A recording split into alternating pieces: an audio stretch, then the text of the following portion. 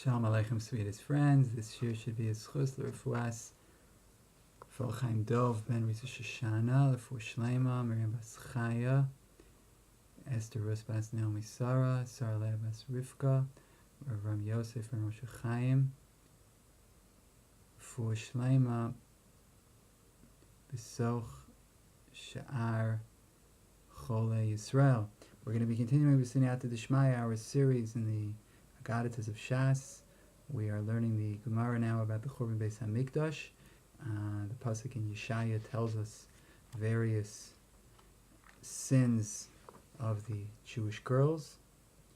Vayomer Shen Yan ki gavu benos Tzion, vatelachna netuyos garon, umisakros einayim, halach v'tofof telachna, uragleim ta'akasna.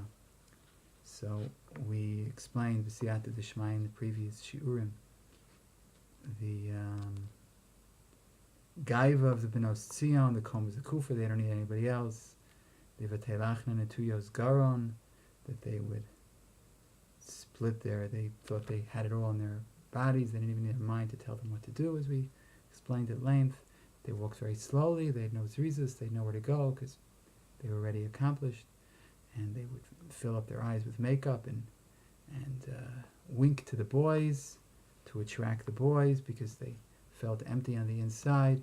So it was all about look at me, see me, trying to attract attention to themselves because of their internal lacking, and it was a breach of tznius, and also a problem of gaiva, and which empties a person out of anything internal, because gaiva is externally oriented, trying to prove to the world how great they are, and not filling up their internal world with elevated levels of spirituality. And hayu mahalchos halach v'tafof telachna, they would go tall girl next to a short girl so people would look at them. Isn't that strange? Even though people would give them sort of astonished looks, didn't matter. Important thing is that people are looking at me. And again, there's that desire to get people to look at you, to get attention, so it's a breach of tznius, and it's also a serious emotional and spiritual defect of not having a high enough self-image to feel good about yourself, unless people are looking at you, staring at you, even in a ridiculing way, doesn't matter as long as they're looking at me. And that, as we said, is pretty pathetic. Vragleim ta'akasna. So what does it mean, a raglaim ta'akasna? So Rashi says that ta'akasna is go u'ka'akas el musar evil vu eres shel nachash. Pasuk in Mishlei, and Rashi says this word ta'akasna, shorish ayin chaf samech, is the poison of a snake. This poison is injected through anger. The letters akas and kas are the same letters, kaf ayin samech, ayin kaf samech. So that's the anger. So what does this mean? Over aglaim, with their legs, ta'akasna, they inject this poison. Ma kavana. So the Gemara says, Ar mitzlek de berabiyam milamit shemetilas more v'afarsimon b'min u'mahalchois b'shuke Yerushalayim. They would put these perfumes, more is fine smelling perfume, and a parsimon, I think they call it in English, a farsimon, and they would put it in their shoes, and then they would go on the streets of Yerushalayim, Kevin Shemigios Eitzel Bachure Yisrael, and when they would come to the Jewish boys, Boatos Bekarka, they would step in the ground, so they would take these aparsimon, these fine-smelling herbs, and they would step on them, and then they would spritz them, and then the boys would smell. So what do they have in front of them now? They have a pretty girl and a good smell. and that obviously arouses within a boy a Yezer Hara, and then the Yezer Hara would enter them ke'erez v'ka'us, like poison with anger. So then we look at this Gemara and we begin to wonder how the anger interplays together with the Yezer Hara. So we understand the Yezer Hara, that the girls would step and then they would spritz on themselves this nice smelling more on a farsimone, and now they smell all good, and the boys are looking at them, which is what they're trying to get in the first place, and then the boys' Yezer Hara is all riled up, and then it enters them, the Yezer Hara enters them, bikaus ta'akasna, like the poison of a snake with anger, because Rashi says that this Nachash injects his poison out of anger, but how does the anger fit in over here? So that's what the Rav is going to explain. B'siyata Dishmaya, we're in Os Lamed Aleph on page 91 of the Ein Ayah. Omer Rav, K'shachayim mitroknim mikol magama ruchanit, when life is emptied of any spiritual purpose, holchim heim umitdaldilim, they go and are impoverished. Ein lam shuv shum isod lemenuchatam ve'einam tofsim mikol michozoteihem harabim ki'im et hashikaron shel hata'ava hagasa. They have no foundation for their rest, and they don't take in their many places but the drunkenness of crude lust and desire. When life becomes emptied of spirituality, man does not live in a vacuum, nor, as I like to point out, nor does man live in a vacuum cleaner, fortunately. So man doesn't live in a vacuum. So the question is, what is a person going to be filled up with? Nobody can just sit there and stare at a wall all day. You got to be filled up with something, right? So if a person's filled up with ruchnius, that's their magama, that's their focus, that's their purpose. They go for that. But if a person's emptied out of any ruchnius, they need something. So what do some people do when they're feeling empty? They eat something. Why do they eat? They eat because they feel empty, and they need to fill it up. So now they put the food on their tongue, tastes good, sends a message to their brain, this tastes good, and then they're filled with the good taste. And people need that if they're empty of ruchnius. They're looking for that. They have to go from this restaurant to that restaurant. Every hotel is advertising. They have to get people to drop $40,000 for a week, right? So they're advertising. They have food and food galore. And if you ever ask people to come back from a hotel, how was the hotel? They're going to talk about the food. And they're constantly giving food, meals, long meals, in between meals, because people are empty, tired. But then the person's full. He's full. He can't eat anymore. Now what? So he looks for other forms of entertainment, other forms of pleasure. And the greatest pleasure known to the human male is the human female. It's the way Hashem made us. So we're talking about the guf, not talking about the neshama. The greatest pleasure known to the neshama. There are many pleasures for the neshama which well exceed any pleasures of the guf. That's clear.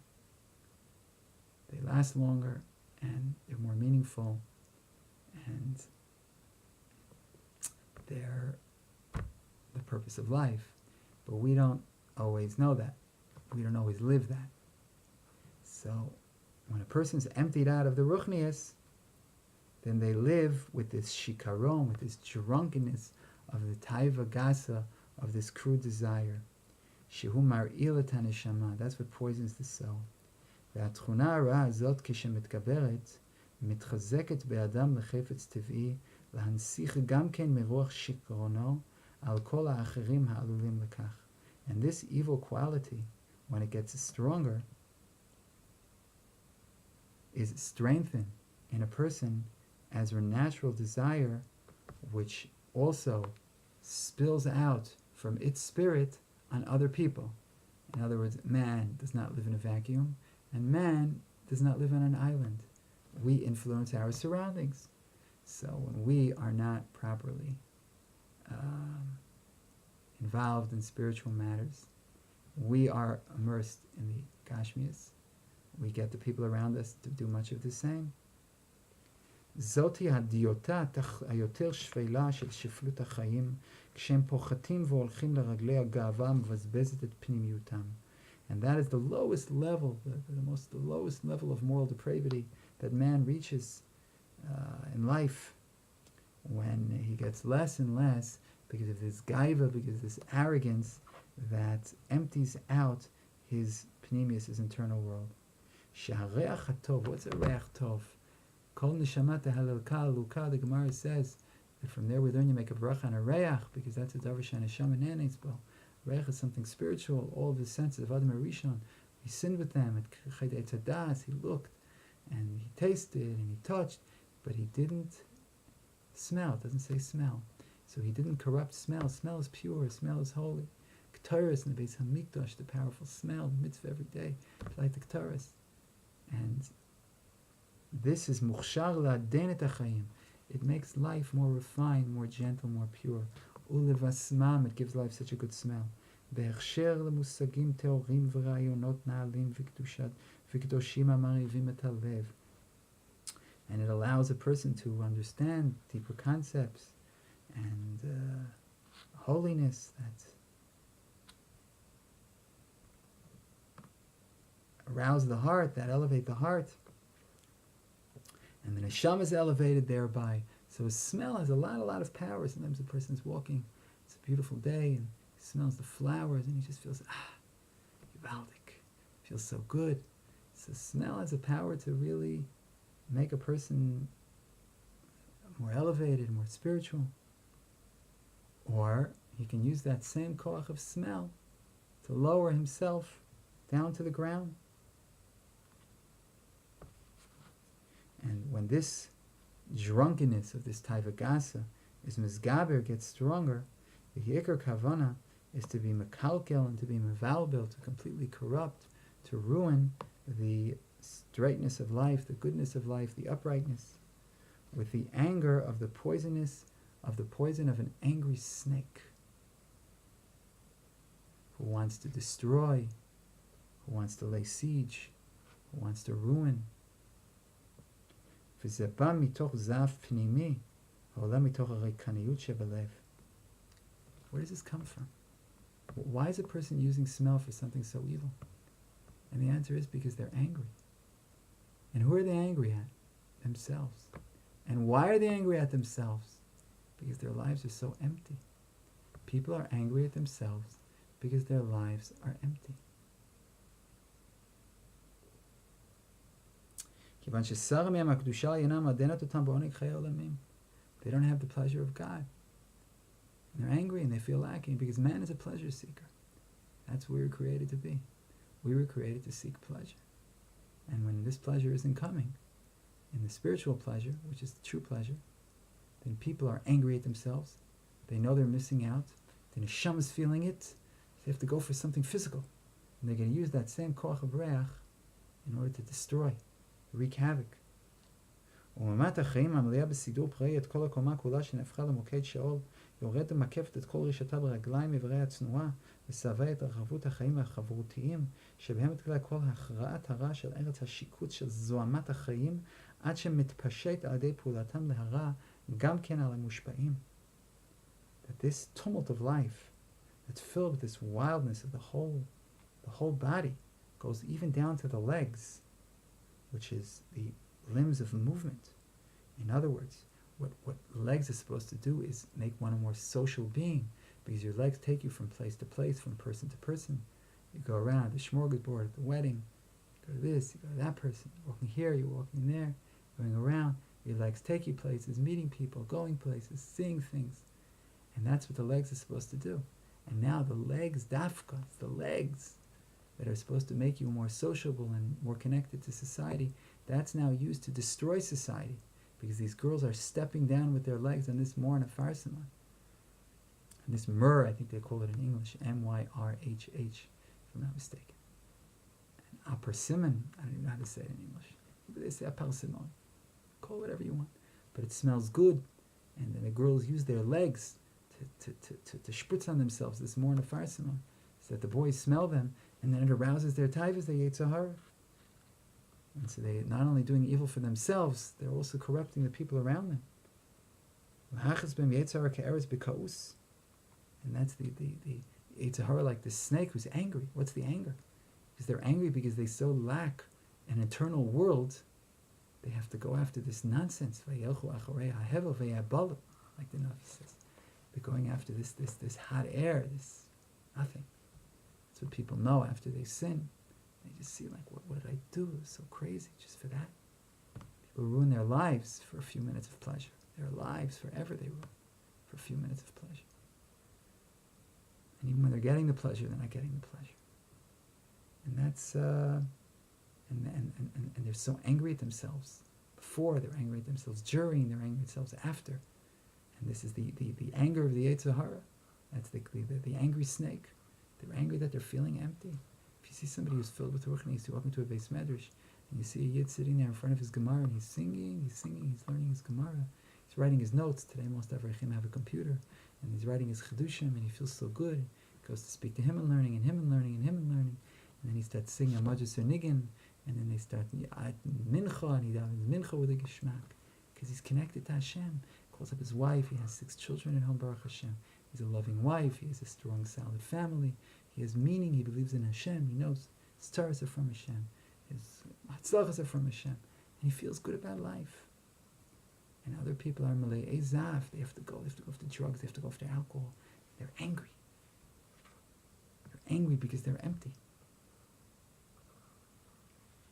A person gets angry when he doesn't feel that he's using his kochos. And a person has these great spiritual kochos to do good. And when he's not feeling them, he's just annoyed at the world. Impurity doesn't know all the purity of heart, of love and pleasantness. So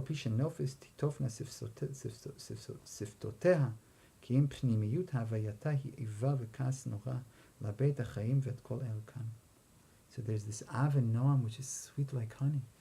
But when a person's in the world of tumah, they're filled with this evil, with this hostility, with this anger. They want to destroy life. And then this noam hamedumeh, this seeming pleasantness, is just l'shimush shal metzuda, lahagdil pulas haresha, it's just to make the resha worse. It's like you have these groupies in sports. These girls follow the teams. They follow the players. And then they throw themselves at the players. Sleep with me, sleep with me. And sometimes the players do. And what happens? One of a few things. Sometimes the players get venereal diseases because these girls are carrying around diseases because they've been with so many different guys. Sometimes, many times, the girl gets pregnant. The girl wants to get pregnant. Why? Because now you have this rich athlete. They slap him with a paternity suit. And now they're supported. Get a lot of money. They can have a child. They can have a sweet child. Who doesn't want to have a child? Children are great. And they get money. They can support themselves and the child. They don't have to work. Enjoy life. Just keep getting a check every month. Sometimes these women go back, they knock on the door. And they come back to the wife. And they say, "Hi, Mrs. So-and-so, I'm here for your husband." And then he loses his wife. Wives don't like that. They don't like the groupies knocking on the door telling them what. That's what happens. And then afterwards, the husband looks back when he either has his disease or he has this monthly payment that he's making for this child who will never know, or he lost his wife, he lost his family, he lost millions of dollars in the settlement, in the divorce settlement. And then he's just so angry. He's so angry. And that's all this emptiness. And that's where the Yezer Hara brings you. And if in the first place he would have been just happy, he would have been filled with simcha, with ava, and he doesn't need to use anybody for the few minutes of pleasure. And he's a normal person, he has a wife, goes to his wife. Wives are happy, their husbands love them, they're happy to love their husbands back. And he has his family and his children, and he has his sense of propriety and his sense of goodness. And then when he loses that, he just becomes a bad person. He sees who he can get pleasure out of and what he can get. And then he realizes that the world isn't out to give him pleasure. The world is out to take from him. And just like he wants to take from others, others want to take from him. And it becomes this vicious cycle. And then that's why the world is filled with so much anger. But if people would just connect to their neshamas and connect to their goodness and connect to Ava and to giving and to loving, be'emes loving, not lusting and not taking, and just being pure and being holy, then they stay away from all these things. There's no kas and there's no nachash. And when they see other people angry, they just try to do good for them. And that's a different life. And these girls, these Benos Tzion Lo Aleinu, would go in the streets of Jerusalem and they would come to these Bachurei Yisrael and they would spritz themselves with these good smelling herbs, this morna farsimon, and they would use their legs, which are supposed to connect us to others, and they would use it and do something very evil. They would go to the boys and they would be machnes the Yezer ke'eres b'kos. That's the ta'akasna. That's like this poison, this anger. Because this snake, the snake has the anger.